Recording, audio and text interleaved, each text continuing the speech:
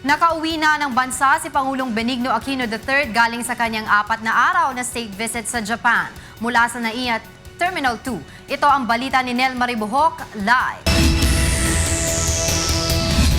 Nel, go ahead. Angela, mag-aalas 6 ka ng gabi nang dumating dito sa NAIA Terminal 2 si Pangulong Benigno Aquino III galing Japan. Ang Pangulo kasama ang kanyang delegasyon ay mula sa 4 na araw na state visit sa bansang Hapon.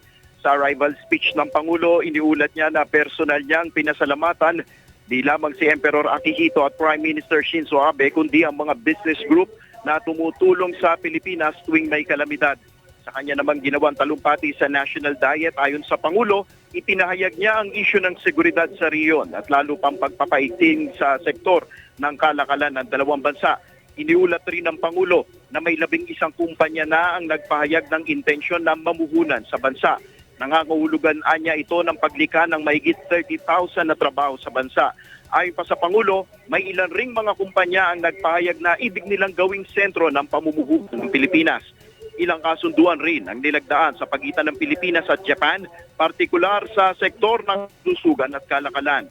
Iniulat rin ng Pangulo na pareho ang paniniwala ng dalawang bansa pagdating sa isyu ng paglutas sa agawan ng teritoryo sa West Philippine Sea. Angela.